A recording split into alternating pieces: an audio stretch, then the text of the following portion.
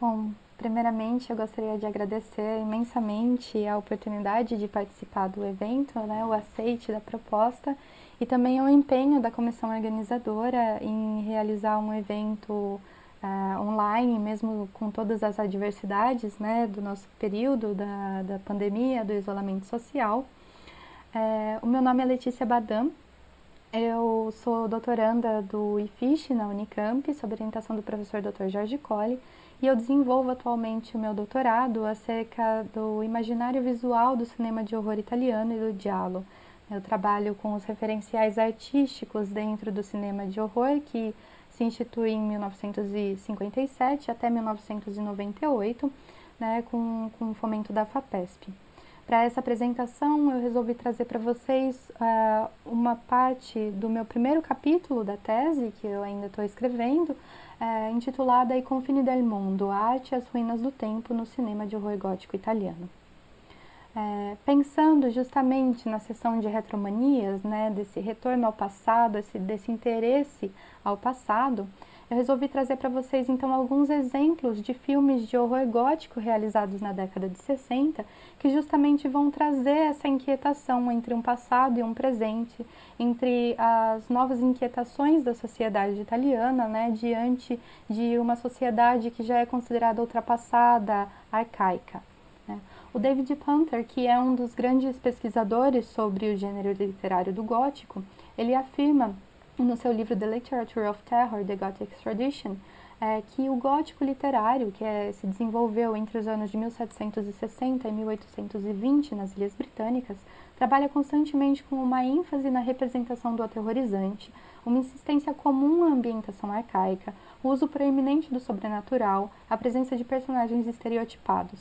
Igualmente, o gótico cinematográfico, que vai se modular precisamente dessas produções literárias do gótico das Ilhas Britânicas, né? Anne Radcliffe, William Beckford, Mary Shelley e Horace Walpole, entre outros, né? Justamente vai trazer esses mesmos paralelos, essas mesmas inquietações. Essa ideia de um aterrorizante, que por vezes é sobrenatural ou não, essa insistência comum à ambientação arcaica e essa presença de personagens estereotipados, né? O gênero do horror ele se desenvolve tardiamente na Itália, no campo cinematográfico, apesar de termos alguns exemplos desde o cinema mudo, né, até os anos de 1920 e 30, como o Círculo de Turim, da Ambrosio Filme, ou Natines, em Roma, né, cineastas como Nino Auxilia, Febo Mari, Luigi Maggi, que vão trabalhar com esse tema do divismo, e posteriormente o Eugenio Testa ou Giuseppe De Ligoro, que vão trabalhar também com relações com o universo fantasmagórico, com o universo horrível, infernal. É somente em 1957 que institui-se, de fato, o primeiro longa-metragem de horror italiano. E o horror na Itália, ele eclode justamente dentro do subgênero do gótico. Então, em 1957, sob a produção da Titanos, né, a convite do Godofredo Lombardo, o Riccardo Freda, que era um cineasta já prolífico no campo cinematográfico, havia trabalhado com diversos gêneros, inclusive em 1948 ele dirige uma adaptação do José de Alencar, o Guarani, no Brasil. Ele resolve fazer um filme, né, que a Titanos havia pedido que fosse um filme de baixo orçamento. Ele sugere então que seja feito um filme de thriller ou um horror, e no dia seguinte ele chega com um tratamento inicial do roteiro de 5 páginas que conta a história desse vampiro, mas que é um vampiro moderno, né? É a história de uma espécie de Elizabeth Bathory na Paris dos anos 50. Como todos os outros filmes de horror do Riccardo Freda, o mal nunca é um mal sobrenatural. Mesmo os seus espíritos, os espectros, eles são sempre representantes do humano, né? O mal é sempre ocasionado pelo homem. Isso não é diferente no seu primeiro longa-metragem. Então, desde o começo, nós temos essa ideia de um passado versus um presente. O Roberto Curti, que é um grande pesquisador sobre o gênero do horror na Itália, fala que no cinema gótico dos anos 60, o tempo e o espaço tornam-se presenças obsessivas, que se entrelaçam e se reforçam, produzindo um estado de vertigem e de inevitabilidade. Assim como as barreiras entre a vida e a morte, o animado e o inanimado se confundem, assim ocorre entre o passado e o presente. E isso nós vamos ver em todos os exemplos que eu vou trazer adiante para vocês. Então, logo no primeiro filme de horror italiano, né, I Vampiri, nós temos um filme que é interpretado pela Gian Maria Canali, uma grandiosa atriz italiana, que vai interpretar essa duquesa francesa chamada Giselle Dupin, que vive na Paris dos anos 60. Ela é uma grande personagem da nobreza, né, da burguesia parisiense, e é uma mulher de um gosto muito refinado. Ela dirige o seu Chrysler New Yorker, ela promove bailes no seu castelo, e ela é uma apaixonada pelo universo da arte. E aqui, num dos fotogramas, nós temos ela adquirindo por 850 francos uma veduta do Francesco Guardi, né, um pintor veneziano do século XVIII, que vai justamente trabalhar com um imaginário de paisagens, por vezes paisagens antigas, imaginadas, por vezes paisagens atuais, né? Ele pinta muito Veneza, por exemplo. Mas como todos os personagens do cinema gótico italiano, a Condessa Dupin, ela esconde segredos, né? E ela vive no seu castelo, que é um local isolado daquela Paris moderna que é apresentada pra gente no filme, e de certa forma ela parece ecoar toda aquela descrição que o Huysmans faz sobre a Vila Fontenay do Desessante, uma vila recém-adquirida que ele compra saindo do castelo de Lourdes, né, para viver afastado da sociedade em meio aos seus excessos, mas completamente isolado. No livro, ele fala que a Fontenay é longe demais para ser atingida pela vaga de Paris e perto desta o bastante para que a proximidade da capital o confirmasse na sua solidão. A Condessa Dupin, ela vai sintetizar um pouco esse espírito do Desessante, né, de uma mulher que não corresponde às inquietações, aos desejos do seu tempo e que tenta de forma obstinada se afastar de tudo isso, né? Como se ela não pertencesse àquele período. Essa ideia de um passado de ruínas vai ser muito apresentada também no filme do Mário Bava. O Bava já havia trabalhado como diretor de fotografia do filme do Freda e ele dirige pela primeira vez em 1960 o La Máscara del Demônio, que é o seu primeiro longa-metragem, que se passa entre a Moldávia de 1630 e a Moldávia do século XIX, entre passado justamente e presente.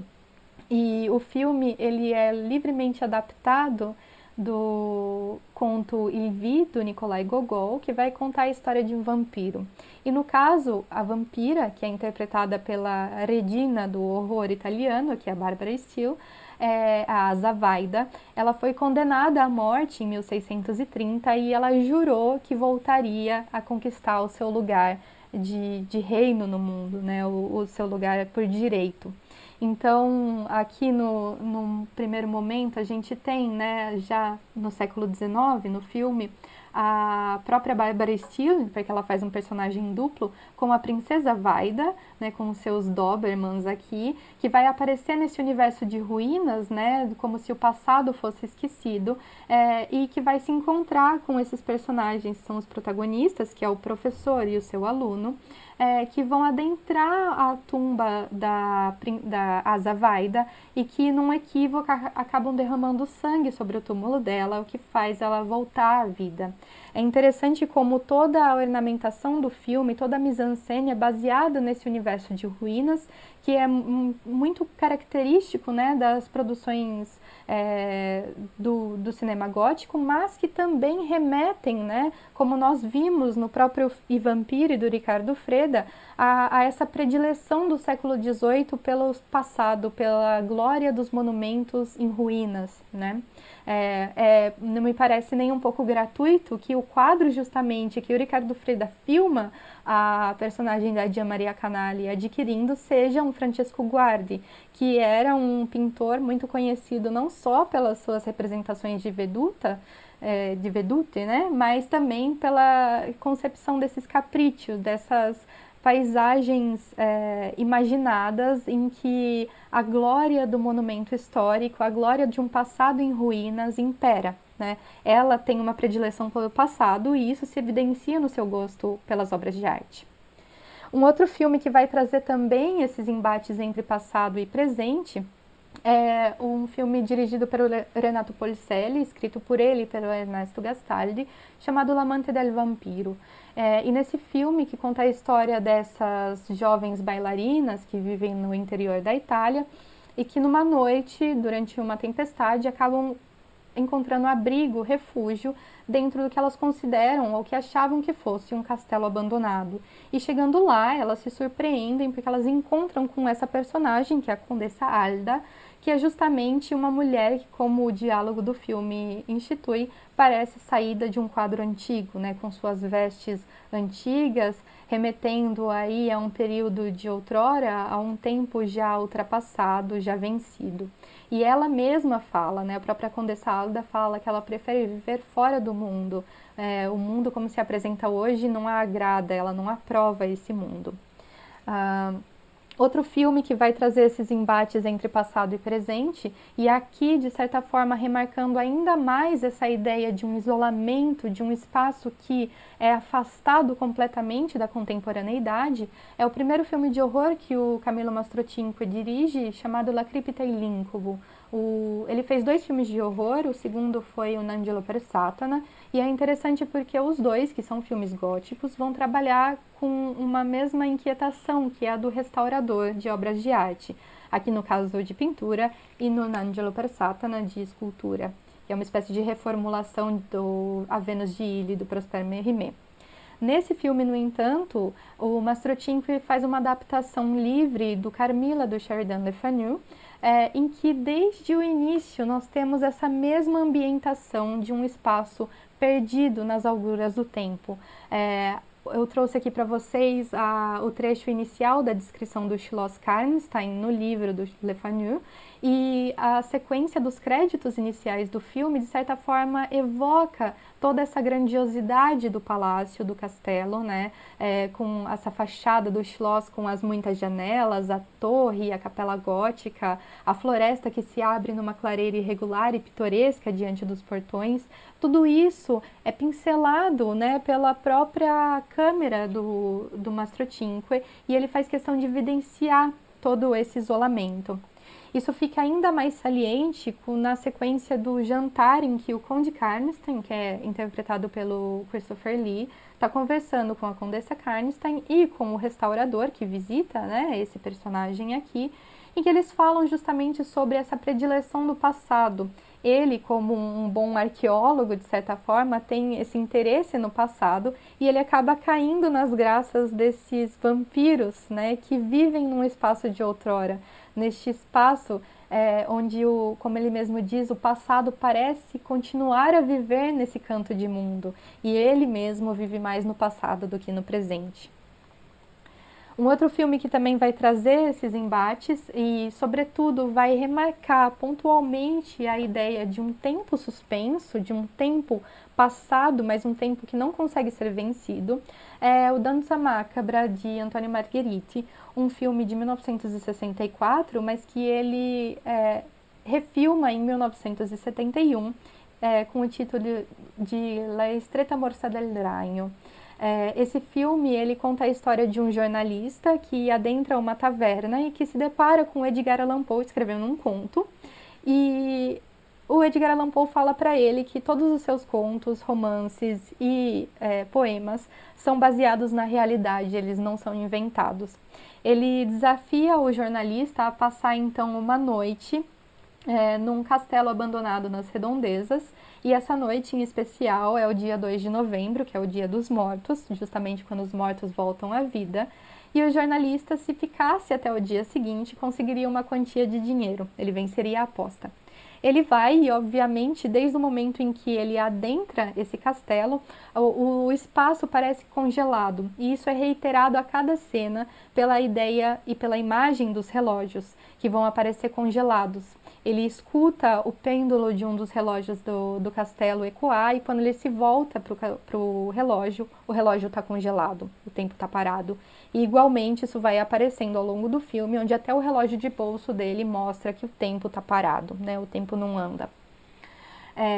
Isso me faz pensar especificamente em um trecho de um conto do Tarquete, que é lançado nos seus Contos Fantásticos de 1869, um conto intitulado Legenda del Castellonero, em que ele fala justamente sobre essa suspensão temporal do passado.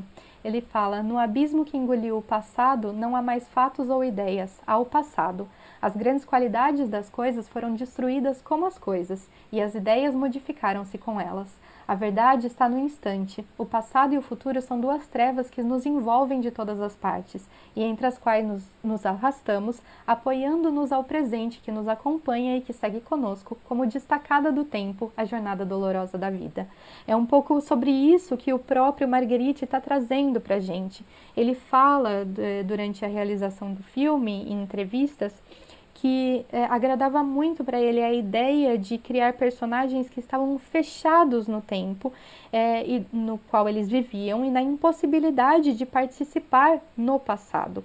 Né? E depois, né, ao longo do filme, essa ideia de que eles mesmos acabam se transformando, sendo absorvidos pelo passado e se transformando em vítimas dele. Então é justamente interessante essa ideia que o Marguerite traz, e que eu acredito que é muito evocada por esse trecho do Tarquete, né? A ideia da morte, a ideia do passado e do presente ser apenas um instante, né, é muito evidente. E é interessante como todos esses filmes vão trazer uma espécie de ideia, né, de que as trevas estão tanto no passado quanto no futuro, porque enquanto o futuro ele é poderoso e ele é potente para as novas gerações, para essas gerações vencidas, para essas sociedades aristocráticas, né, ultrapassadas, ele é nada mais do que um inimigo, né, um problema. Eles não conseguem vencer o tempo, eles não conseguem chegar ao futuro, ao amanhã. E isso fica evidente, né, em duas sequências do L'amante del vampiro, do Renato Porcelli. Aqui nós temos a primeira imagem do filme, que mostra justamente essa vista da cidade coberta em névoas, que é justamente o momento em que os vampiros ainda estão reinando naquele espaço, né, completamente esfumaçado, coberto, né, nessas ruínas do tempo.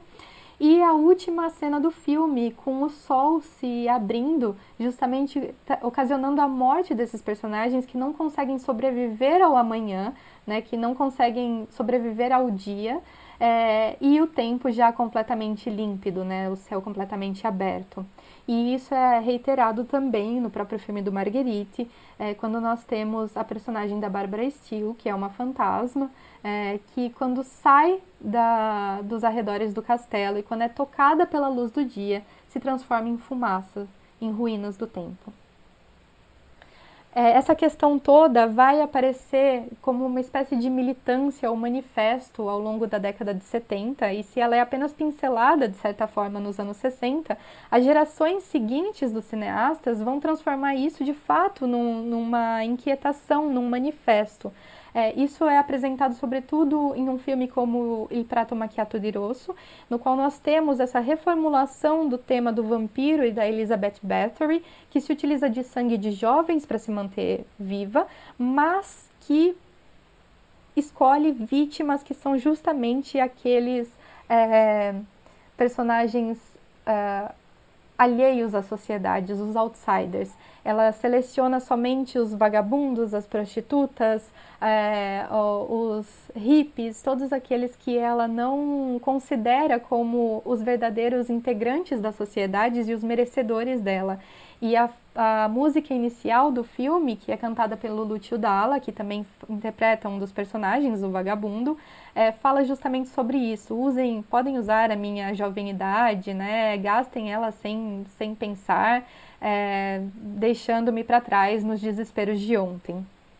E por fim, Isso também aparece em um outro filme dos anos 70, né, L'Eredine, do Tonino Cervi, que também vai trazer essa ideia de uma sociedade nova, das novas gerações, que não conseguem ser corrompidas pelo mal, que é encarnado numa espécie de comendadore, como Satã, né, como um grande senhor aristocrático, que vai falar justamente que essas pessoas estão influenciando todo mundo e ninguém mais se corrompe aos pecados antigos, porque elas perderam o gosto pelo pecado. O sexo não importa mais, elas não ligam mais para dinheiro, elas não ligam para nada. E eu acho isso tudo muito sintomático, né? A gente pensar como ao longo dos anos 70, todos esses manifestos da geração de 68 acabam sendo postulados pelo cinema de gênero, pelo cinema gótico, né? Como de fato uma necessidade de corromper o mal.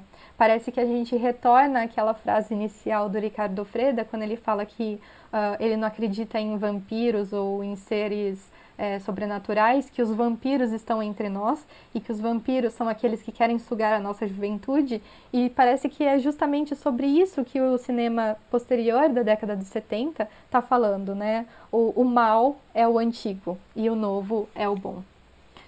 Eu gostaria de agradecer novamente a possibilidade de participar e muito obrigada.